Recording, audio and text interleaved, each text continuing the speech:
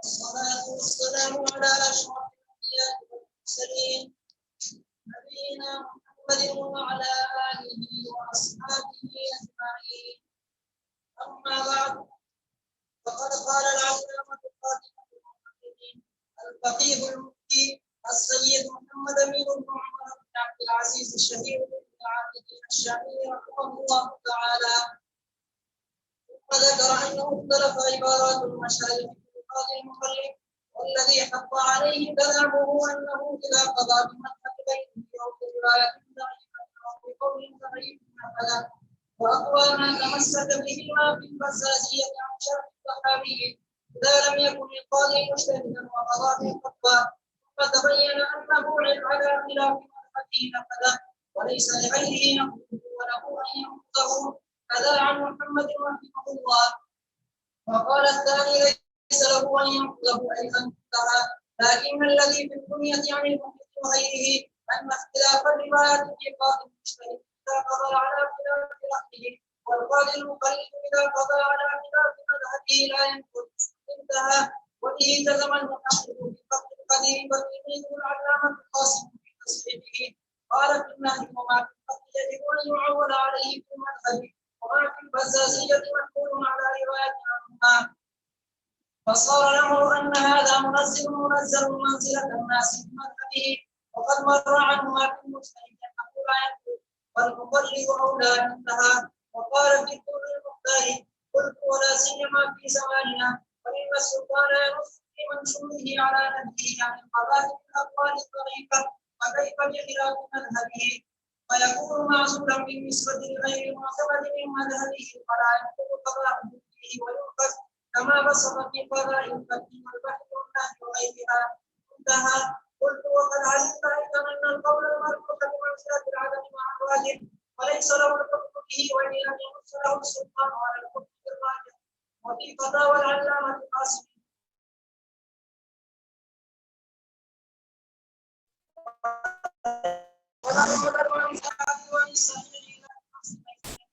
ولو حكم لا ينقض لأن قضاءه قضاء غير لأن الحق هو الصحيح. وما نقل من أن القول الضعيف يتقوى بالقضاء المراد به قضاء المجتهد كما بين في موضعه مما لا يحتمله أن الجواب انتهى.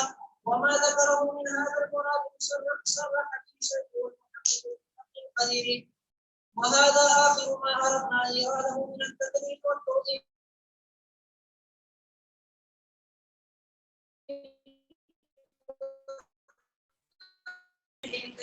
والفوز لديه يوم الموقف العظيم وأن يعفو عما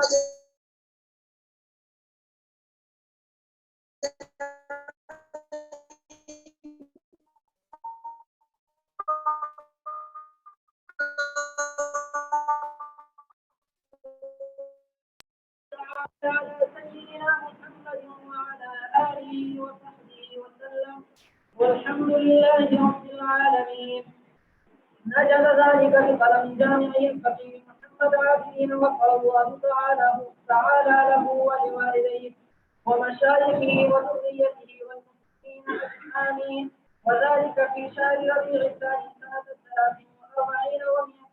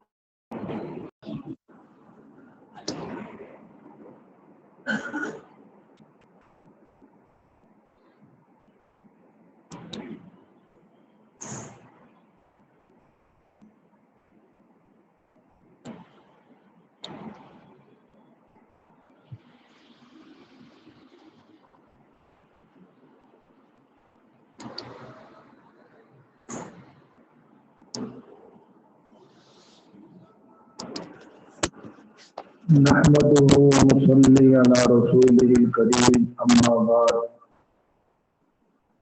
فأعوذ بالله من الشيطان الرجيم بسم الله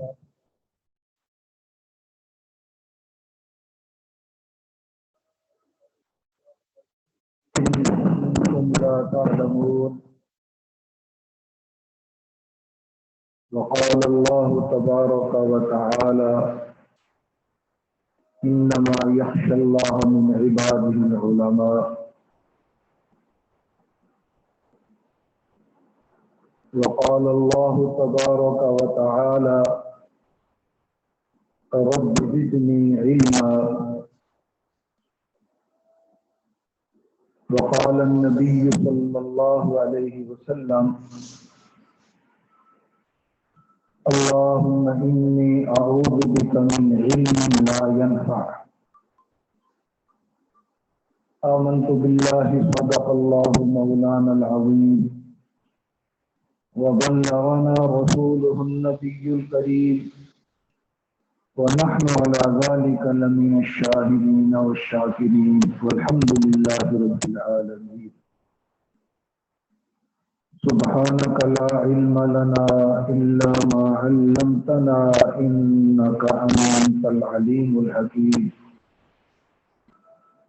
يا رب صل وسلم دائما أبدا على حبيبك خير الخلق كلهم والحبيب الذي ترجى شفاعته بكل هول من الأهوال مقتحم رب زدني علما وارزقني فهما سب ساتھی ایک مرتبہ درود پاک پڑھ لیں اللهم صل على محمد وعلى آل محمد كما صليت على إبراهيم وعلى آل إبراهيم إنك حميد مجيد اللهم بارك على محمد وعلى آل محمد كما باركت على إبراهيم وعلى آل إبراهيم إنك حميد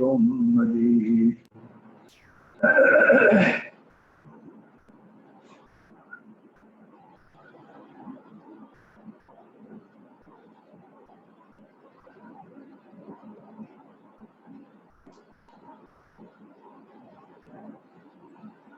میرے شیخ حضرت مولانا علی المرتضی رحمہ اللہ ڈی جی خان میں رہتے تھے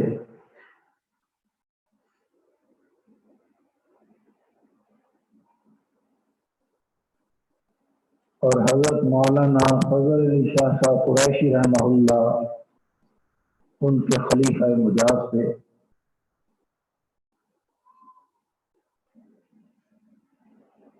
جامعہ خیر المدارس میں تشریف لائے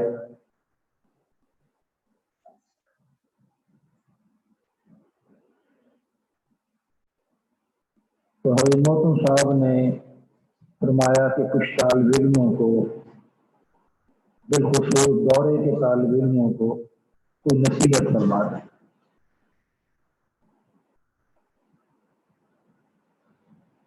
حضرت رحمہ اللہ نے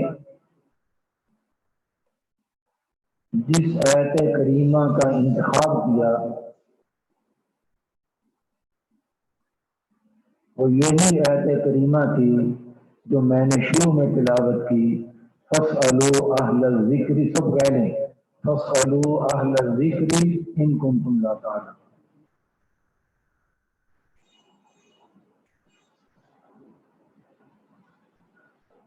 اس کے بارے میں حضرت نے بڑی عجیب بات ارشاد فرمائی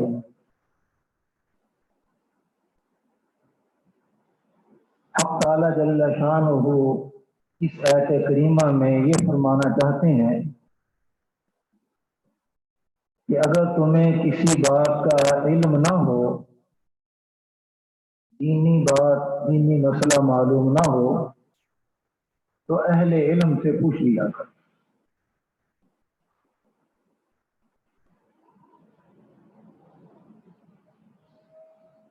لیکن حق تعالی جل شانہ نے اس مقام پر فَاسْأَلُوا أَهْلَ الْعِلْمِ نہیں فرمایا، حالانکہ یہاں مراد اہل علم۔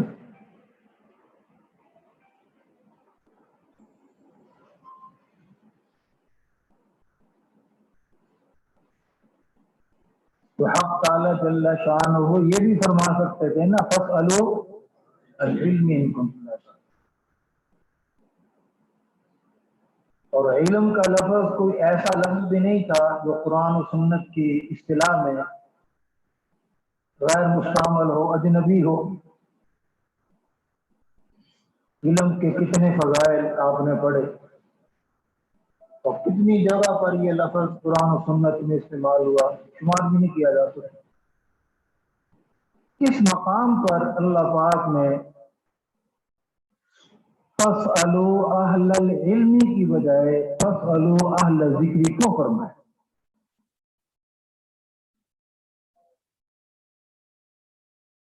حضرت نے بڑی عجیب بات ارشاد فرمائی، میں مراد یہی ہے اہل علم، لیکن حق تعالی جل شانہ نے فَاسْأَلُوا أَهْلَ الذِّكْرِ فرما کے اس بات کی طرف اشارہ فرمایا کہ میری چاہت یہ ہے کہ اہل علم اہل ذکر ہونے چاہیے۔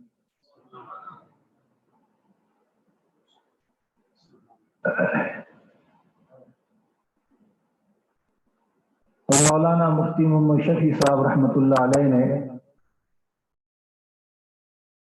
دارالعلوم دیوبند کا نقشہ کھینچا،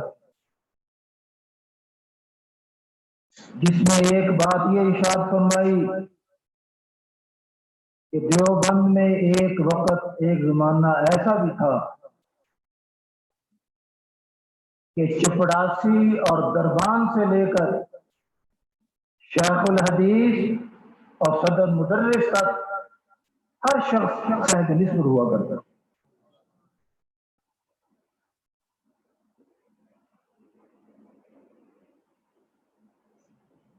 اور یہ بات بھی لکھی ہے دیوبند کی قواعد کی کتاب اٹھا کے دیکھیں گا کہ وہاں پر دارالعلوم دیوبند میں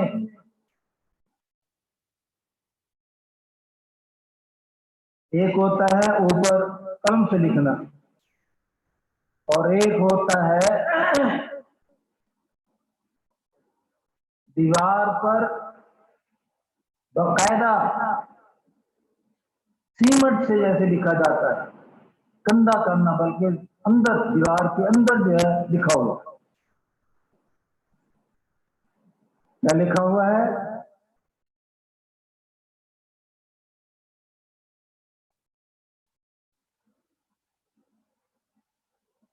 در خان کا مدرسہ دیدم۔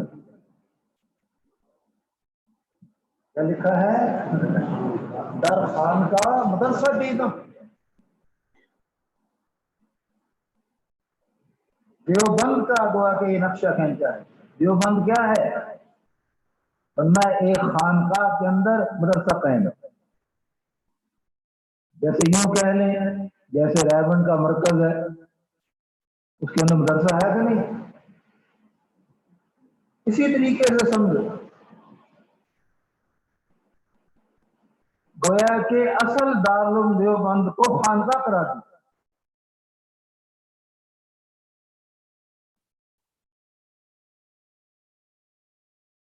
اور حضور علیہ الصلوۃ والسلام کو جو منشور دیا گیا اس کے اندر بھی موجود ہے، وہ یزکیہم یتلو علیہم آیات ویعلمہم الکتاب والحکمہ ویزکیہم۔ یہ کیا ہے؟ یہ حضور علیہ الصلوۃ والسلام کی تعلیمات کا منشور ہے۔ اور حق تعالی جل شانہ نے بھی قد افلح من تزکا، وذکر اسم ربہ فصلی، اعلیٰ درجے کی کامیابی کے لیے 3 شرطیں. اپنا تزکیہ کر لو، اپنے آپ کو صاف ستھرا بنا لو،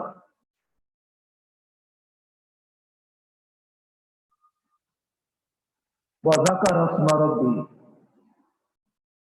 اور اعلیٰ درجے کا ذکر لے کر آؤ.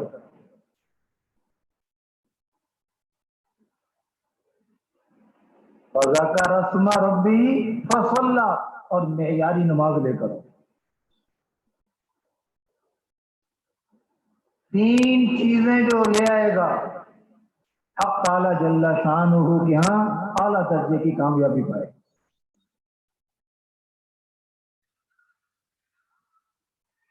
تزکیہ سے کیا ہوتا ہے؟ جامع خیر مدارس کے بانی حضرت مولانا خیر محمد صاحب سب کو رحمت اللہ علیہ،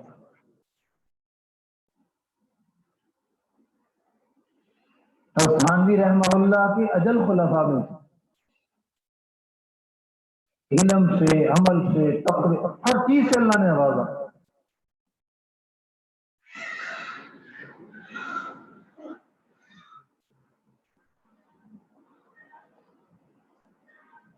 ان کے تقوی کی کیفیت سنیں. یہ ایبٹ آباد کے علاقے میں حضرت کے کچھ مریدین تھے.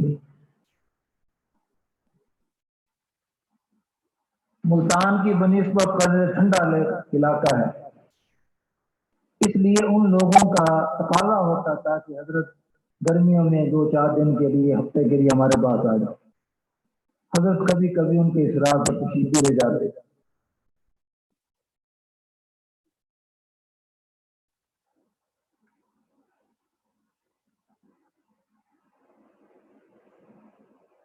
ایک مرتبہ حضرت وہاں تشریف لے گئے.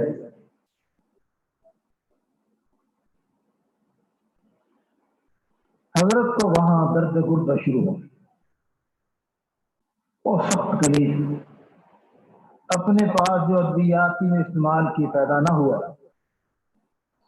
میزبان حضرت کو علاقے کا جو ڈاکٹر تھا، مشہور ڈاکٹر تھا، اس کے پاس لے گئے.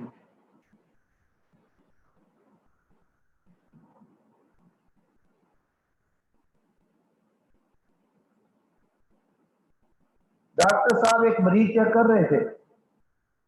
حضرت کو لے جا کے وہ جو مریض چیک کرنے والا ایک بستر سا بنا ہوتا ان کے یہاں، کیا کہتے ہیں اس کو؟ اب انگریزی تو آتے نہیں ہمیں، بستری کہیں گے آپ سب. حضرت کو وہاں لٹا دیا. تکلیف کی، آنکھیں بند ہیں. ڈاکٹر صاحب فارغ ہو کے حضرت کے پاس آئے اور آ کے نمبر کو ہاتھ لگائے.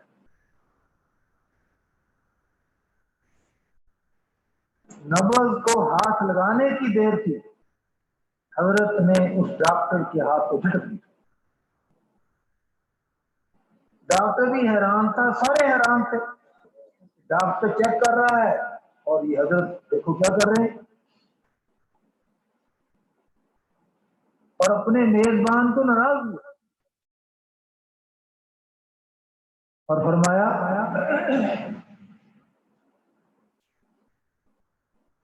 تمہیں کہاں لے آئے تم مجھے؟ عرض کیا کہ حضرت بڑا اچھا معالج ہے، علاقے میں بڑی شہرت ہے، اس لیے ڈاکٹر کے پاس آئے. تو ڈاکٹر ہی آپ کو چیک کر رہا تھا. حضرت کی دل کی صفائی کا اندازہ لگائیں، تزکی کا اندازہ لگائیں. کوئی جان پہچان نہیں کون ہے یہ. اور میں یہاں پر آیا ہوں کسی ڈاکٹر کے بعد مجھے آپ لے جائیں یا کسی ملاقات دیکھ لو کون ہے یہ. حضرت مولانا خیر محمد صاحب رحمت اللہ علیہ نے ارشاد فرمایا یہ قادیانی ہے. کسی کو پتہ نہیں تھا، اور باقاعدہ اس کو تسلیم کرنا پڑا، ماننا پڑا، ہاں میں قادیانی.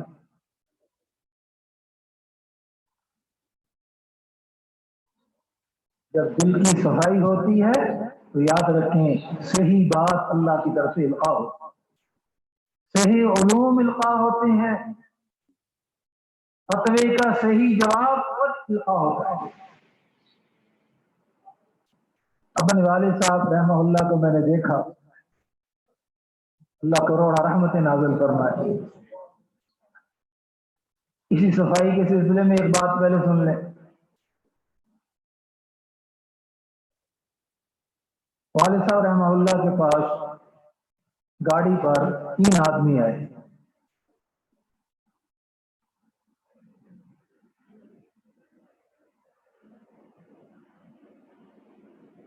آج ہم لاہور سے آئے ہیں، ایک مہمان ہونے کی حیثیت سے جیسا چلائی ہم کو ناشتہ کرایا۔ اب حضرت نے پوچھا کہ میاں کیسے آنا ہوا؟ کہا جی لاہور کا جو فلاں سیٹ ہے اس نے آپ کے لیے کچھ ہدیہ بھیجا، ہدیے کی رقم بھیجی۔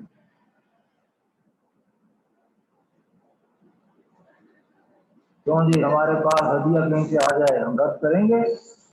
بولو نا یار، ہم تو کیا کہیں گے خدا کا فضل ہے۔ ہدیہ کہا اس نے، ہدیہ بھیجا۔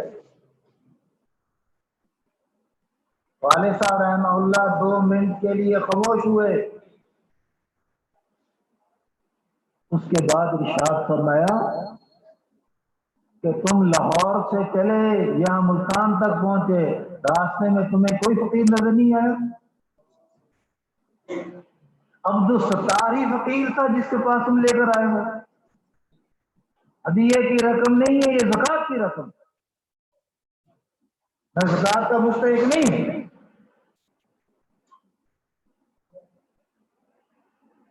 اور اتنی بڑی یاد رکھیں گٹھڑی تھی نوٹوں کی، نوٹ بھی 1000 والے۔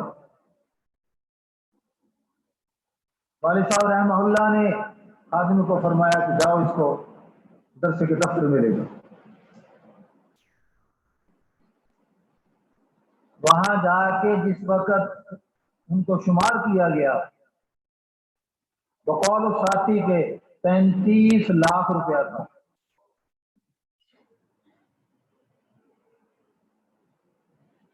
یہ کیا ہے؟ اللہ پاک صحیح بات عطا فرماتا۔ اور ہم نے 12 تجربہ کیا، میں نے حفظ بھی خیال مدارس میں کیا، درس نظامی بھی وہیں پڑھا،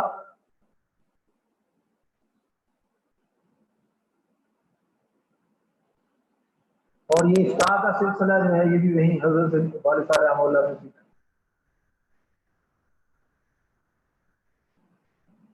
ایک مرتبہ نہیں، کئی مرتبہ استفتاء کا سوال کا جواب لکھ کے میں لے جاتا ہوں۔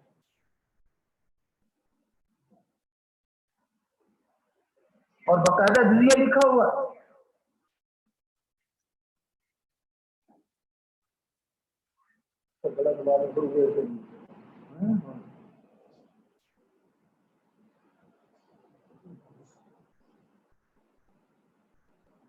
تو والد صاحب رحمہ اللہ جیسے اللہ نے قدرتی کی حفاظت نہیں کی ہوتی، فرماتے کہ شامی کے فلاں باب میں ادھر والا جو صفحہ ہے اس پر میاں اس کے خلاف لکھا ہو جائے، جا کے دیکھو۔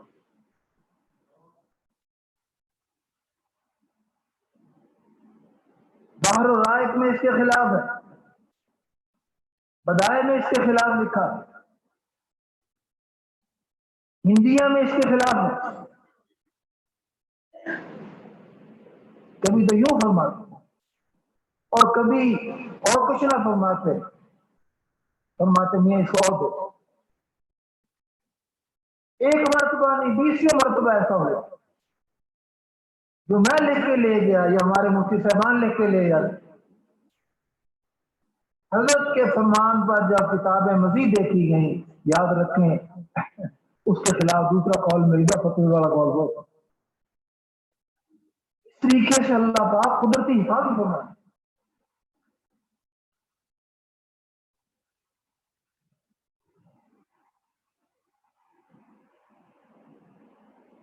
دوسری بات میں نے کہی تھی وذکر اسم ربی، اعلیٰ درجے کا ذکر.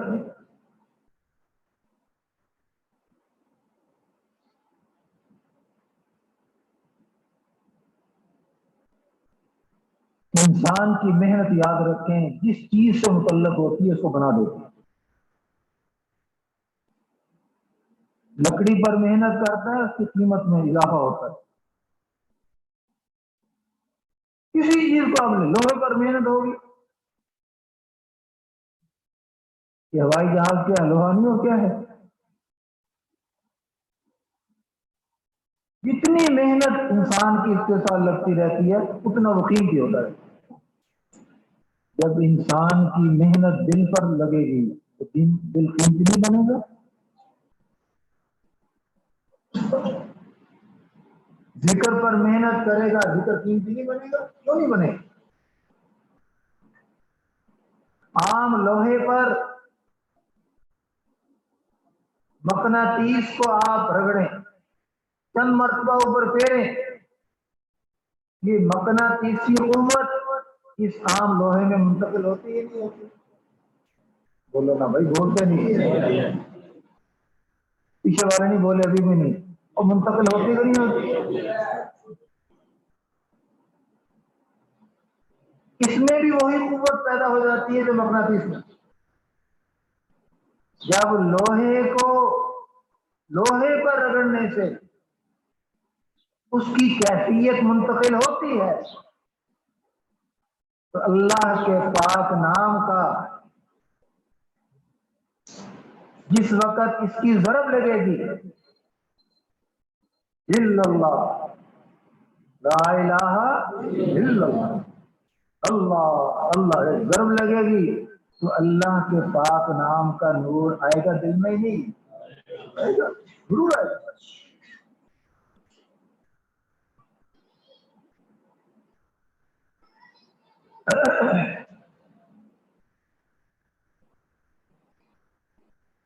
اب دہلوی رحمہ اللہ کا نام آپ نے سنا ہو، حضرت مولانا محمد عبداللہ صاحب دہلوی شید آباد والے. طالب علمی کے دور میں سب سے پہلے حضرت سے میرے بیٹھ، اس واقعہ میں ذکر نہیں کرتا بس میں آگے چلتا ہوں. حضرت کے خلیفہ مجاز تھے، ان کا نام تھا پیر سید بھاون شاہ صاحب رحمہ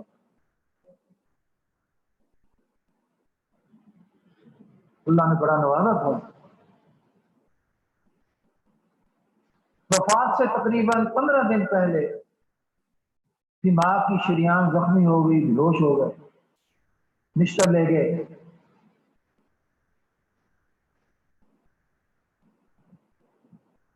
اور بھی ٹیسٹ وغیرہ ہوئے، چیک اپ ہوئے. دل کی حالت معلوم کرنے کے لیے اسی چیز. اور یاد رکھیں یہ جو واقعہ میں سنا رہا ہوں حضرت کی خدمت کے لیے تیمار دار ہونے کی حیثیت سے جو ساتھی ساتھ تھے آج بھی وہ زندہ موجود ہے. تو یاد رکھیں اس نے مجھے واقعہ سنایا.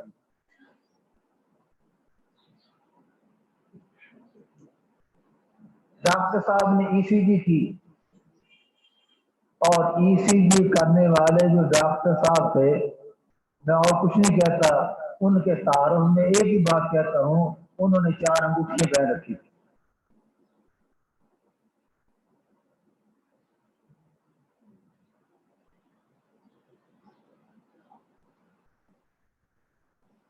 کہتے ہیں نا جادو ہو جو سب کر کے بولے، دشمن بھی گواہی. ای سی جی کر کے جب وہ فارغ ہوئے تھے تیماردار سے کہنے لگے، یہ تو دور کھڑا تھا، کہا اگر اللہ نے ان کو شفا دے دی تو ان کی مجلس میں حاضری کرنا. یہ تو بہت بڑے کو اللہ والے. اس نے پوچھا کہ آپ کو کیسے پتہ چلا کہ اللہ والا ہے؟ اس پر وہ ڈاکٹر کہنے لگا ادھر آؤ میرے پاس. یہ شاید قریب چلے گئے، کبھی آپ نے ای سی جی والی رپورٹ دیکھی ہو ایسے ڈاکٹر صاحب سمجھتے ہیں کہ یہ دل کی حرکت کیا بیان کر رہا ہے؟ یاد رکھیں حضرت شاہ صاحب رحمہ اللہ کی جو ای سی جی تھی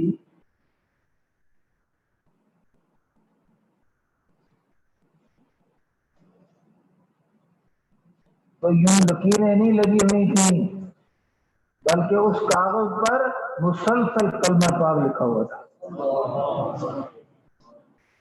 اللہ کا پاک نام ایسے لیا، اتنا لیا کیا دل میں چھپ گیا اور مشین نے اسے ظاہر کر دیا۔ یہ ہے وَذَكَرَ اسْمَ رَبِّهِ۔ آگے فصلہ بھی سن لیں۔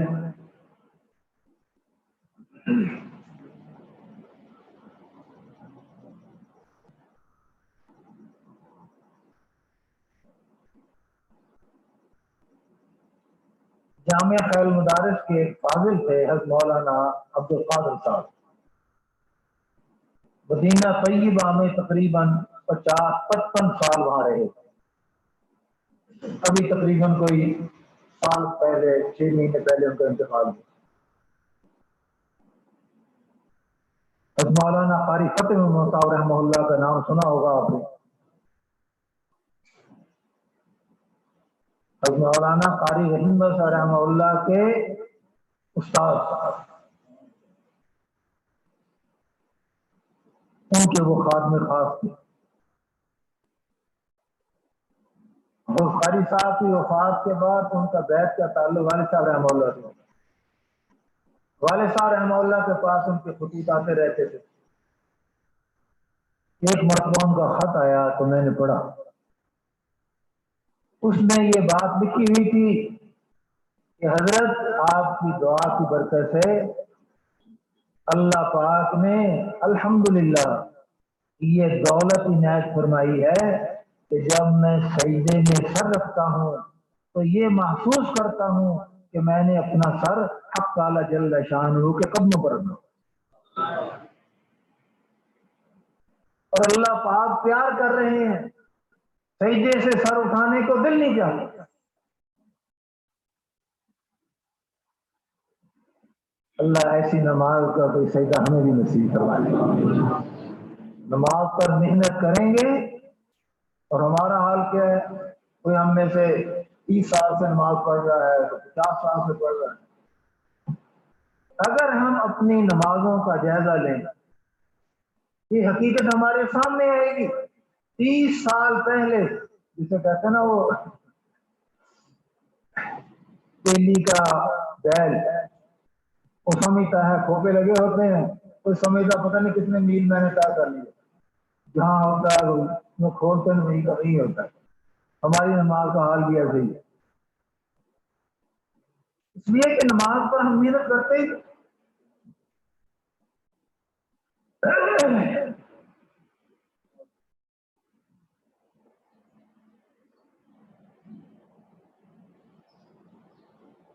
دوسری بات،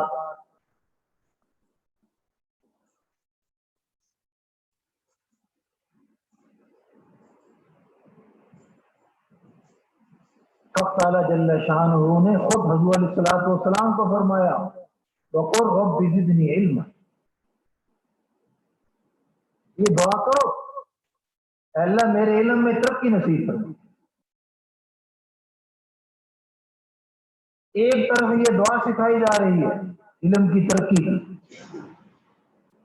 اور دوسری طرف حضور علیہ الصلوۃ والسلام کیا کہتے ہیں؟ اللہم انی اعوذ بک من علم لا ینفع، اے اللہ اس ایسے علم سے میں پناہ چاہتا ہوں جو نفع والا نہ ہو۔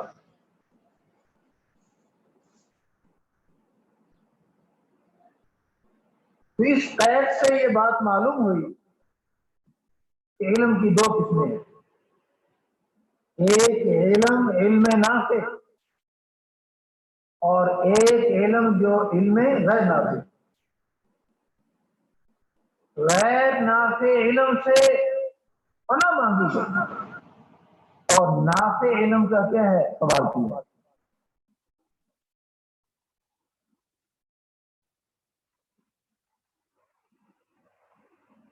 نافع علم کیا ہوتا ہے؟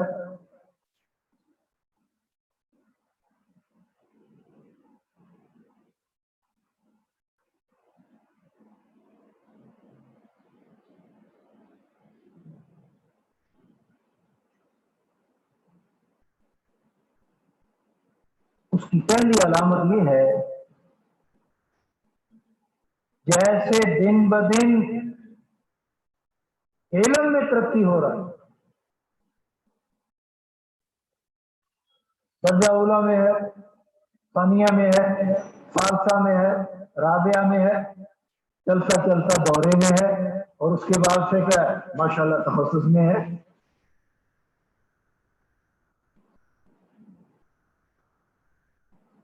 جیسے علم دن بدن بڑھ رہا ہے، اسی طریقے سے یاد رکھیں اس کے علم عمل میں بھی دن بدن ترقی ہے۔ ہر آدمی دیکھ سکتا ہے میرا علم نافع ہے یا نہیں، وہ جائزہ لے سکتا ہے۔ اگر دن بدن عمل میں ترقی ہو رہی ہے،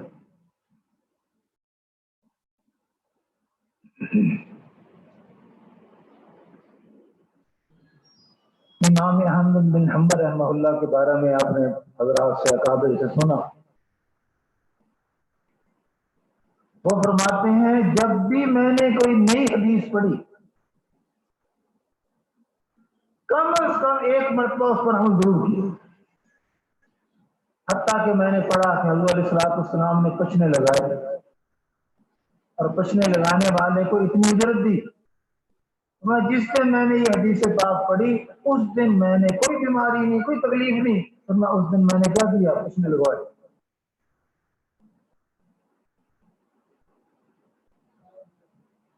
جتنے پیسے حضور علیہ السلام نے پچنے لگانے والے حجام کو دیے تھے اتنے میں۔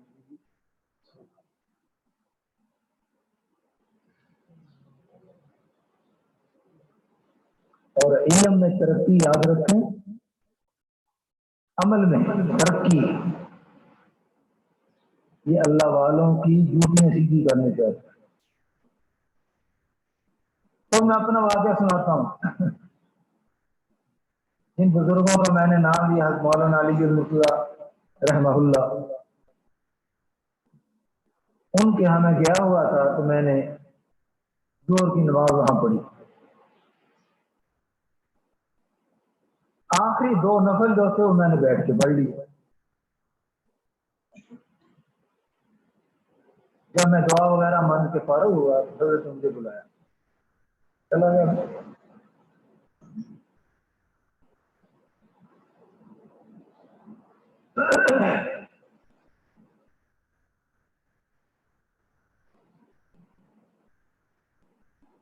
مجھے فرمانے لگے مودی صاحب آپ نے یہ بات نہیں پڑھی کہ انسان نوافل کے ذریعے سے ترقی کرتا ہے، اللہ کا قرب نصیب ہوتا ہے۔ اور یاد رکھیں یہ جو فرائض ہے نا، فرائض واجبات سنتے جو ہیں، یاد رکھیں انہی فرائض کی تکمیل کے لیے یہ ایک قسم کا قرضہ ہے،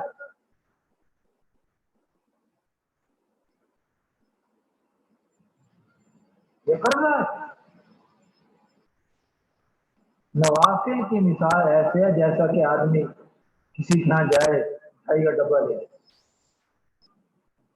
کپڑوں کا جوڑا دے، اس کو ہم ہدیہ کہتے ہیں۔ یہ اللہ کے دربار میں نوافل کیا ہے؟ یہ ہدایہ۔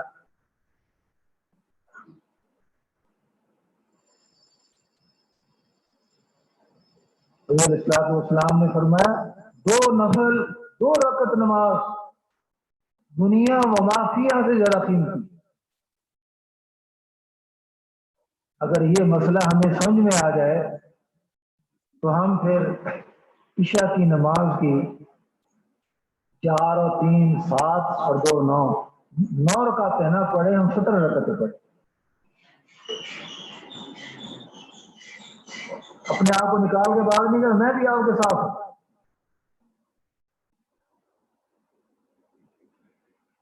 اگر کسی ایک فرمان پر یقین آ جائے سوال ہی پیدا نہیں ہوتا کہ نفل کیوں۔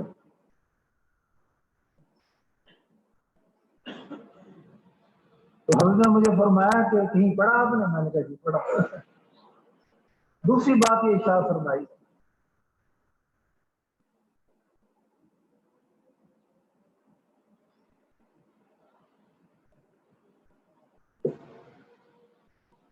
تو میں کہیں آپ نے یہ بھی پڑھا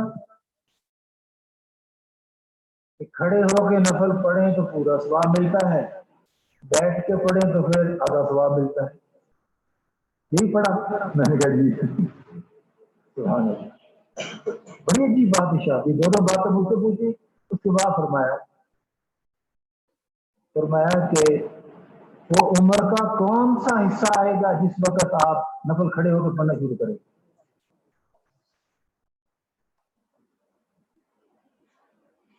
کب پڑھنا شروع کرو؟ آئندہ آنے والی جو عمر ہے وہ تو کمزوری در کمزوری، کس عمر میں کھڑے ہو کے نہیں پڑھتے کب پڑھو؟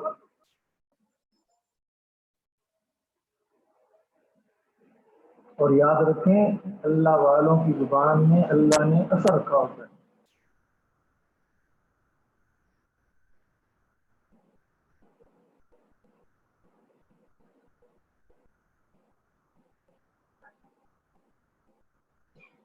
مجھے یاد پڑتا ہے تقریباً کوئی 5 یا 6 سال حضرت کے فرمان کے بعد میں نے بیٹھ کے کوئی رکعت،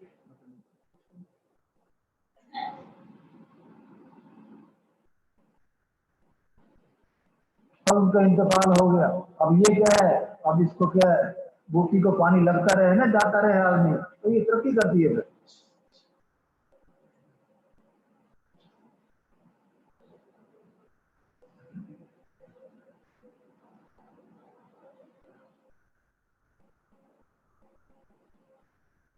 اور حضرت میر نے خود سنایا، اور میرے شیخ نے میرے ذمے یومیہ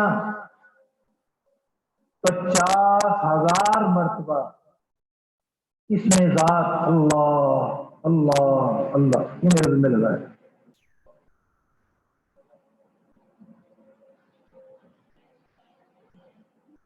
تو پہلی چیز کیا ہے علم نافع میں، عمل میں ترقی، اور دوسری اس کے اندر جتنا علم بڑھتا جائے اتنا تکبر نہ بڑھے، اتنی تواضع آ جائے۔ انما یخشی اللہ من عبادہ العلماء۔ مفتی شفیع صاحب رحمہ اللہ کے بارے میں لکھا ہے، عصر کے بعد حضرت ایسے گھومنے کے لیے نکلے، اسٹیشن تھا اس سے لگے، چھوٹا سا اسٹیشن تھا جو بند تھا، گاڑی رکی، ایک آدمی وہاں سے اور سواری بھی اتری، ایک آدمی وہ تھا جس کے پاس ماں کافی سارا تھا، تانگا شانگا زیادہ، تانگا شانگا تو وہیں ہو نا جہاں پر سواری میں زیادہ ہوں، تانگا شانگا بھی کوئی نہیں، کلی بھی کوئی نہیں،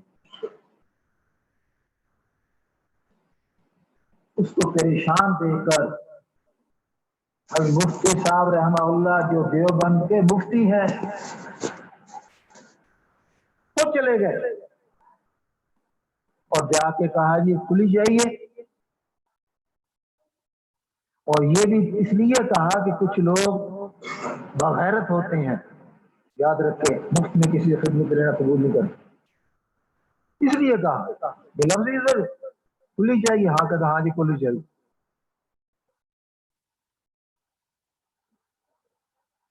کچھ سامان حضرت کے سر پر اس نے دے دی، کچھ اس نے اٹھا لیا، بہرحال اور جانا کہاں تھا، وہ باہر تو کچھ نہ کچھ آدمی کر ہی لیتا ہے، دیوبند جس مدرسے کے جس جگہ میں قائم ہے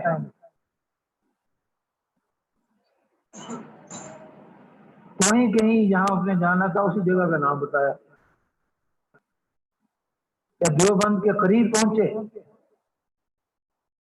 طالب علم پھرتے ہوتے ہیں نا جب باہر دیکھیں تو 2-3 طالب علم بھاگے ہوا ہے، مفتی صاحب ہمیں پکڑاؤ۔ اب اس کو پتا چلا کہ یہ کون ہے، علی نہیں ہے، دارالعلوم دیوبند کا مفتی ہے۔ بلکہ میں نے ایک اور واقعہ پڑھا، حضرت جاتے تھے کہیں، راستے میں ایک کنواں تھا، اور جو بیلوں کے ذریعے چلاتے ہیں نا، راہٹ والا، تو حضرت جو ہے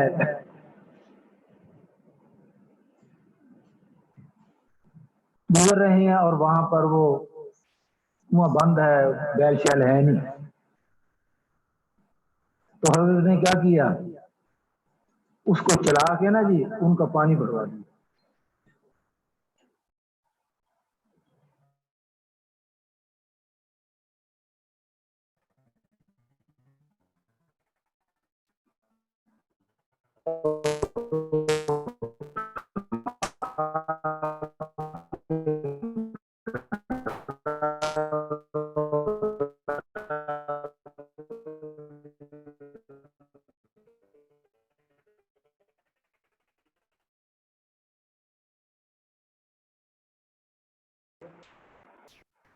کہاں رہے تم 2 دن؟ میں یہاں انتظار کرتے رہے پانی بھرنے کے لیے۔ کہاں معاف کرو مجھ سے غلطی ہو گئی، آئندہ ناغہ نہیں ہوگا۔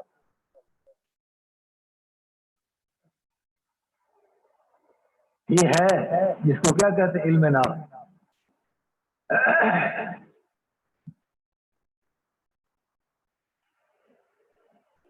باقی رہا فتوے کا معاملہ، بھائی وہ حضرت سے بہت کچھ آپ پڑھ چکے ہوں گے۔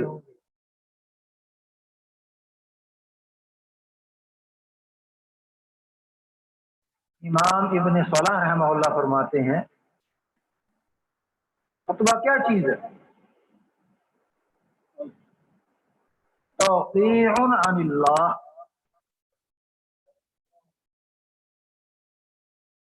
کیا ہے؟ اللہ پاک کی طرف مفتی جس وقت دستخط کرتا ہے فتوے پر، اپنی طرف سے نہیں، توقیع عن اللہ، اللہ کی طرف سے کرتا ہے۔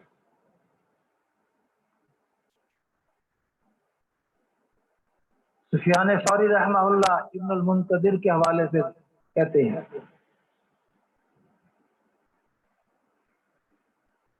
فرمایا العالم بین اللہ و خلقہ، عالم مفتی وہ کیا ہے؟ اللہ اور اس کی مخلوق کے درمیان کیا ہے؟ واسطہ ہے۔ فَلْيَنْظُرْ كَيْفَ يَدْخُلُ، میاں ہوش سے کیسے داخل ہو رہا ہے؟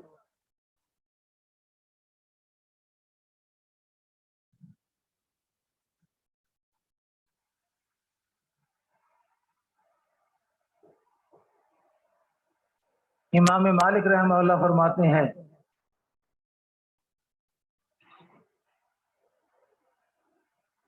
من اراد ان یجیب عن المسئلہ فلیعرض نفسہ،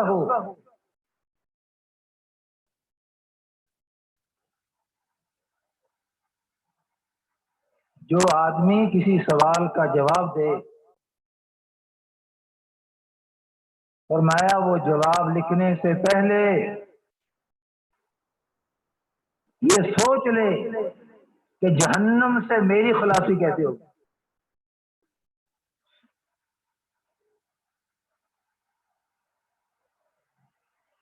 مفتی کی حیثیت شریعت میں کیا ہے؟ امام شاطبی رحمہ اللہ فرماتے ہیں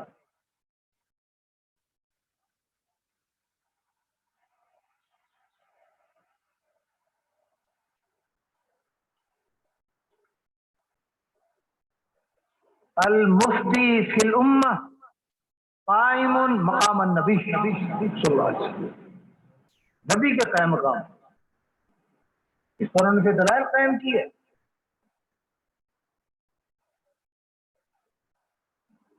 فرمایا پہلی دلیل کیا ہے؟ العلماء ورثۃ الانبیاء، حضور علیہ السلام خود کہہ رہے ہیں میرے وارث میرے نائب کون ہیں؟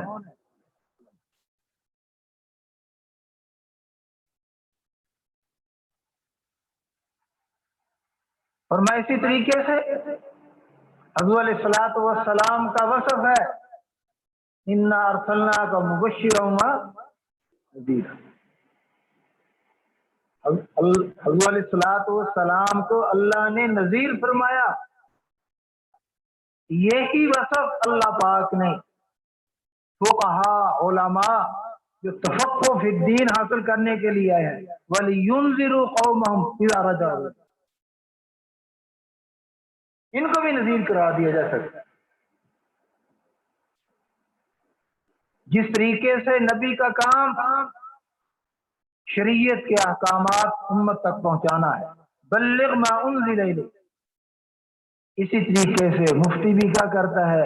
اللہ کے احکامات مخلوق تک پہنچاتا ہے. بلکہ امام شاطبی نے تو یہاں تک فرمایا مفتی جو ہے، فرمایا اس کی حیثیت مبلغ کی بھی ہے، اس کی حیثیت شارع کی بھی. جو احکامات شارع علیہ الصلوۃ والسلام سے منقول ہیں وہ لوگوں کو بتلاتا ہے کہ مبلغ، اور وہ احکامات جو مفتی مجتہد اجتہاد کر کے قرآن و سنت سے اخذ کر کے بتاتا ہے، فرمایا یہ کیا ہے؟ یہ شارع اسلام.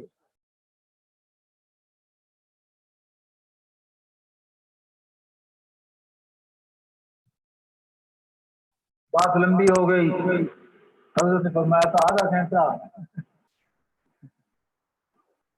اللہ پاک ہم سب کا جمع ہونا قبول فرمائے.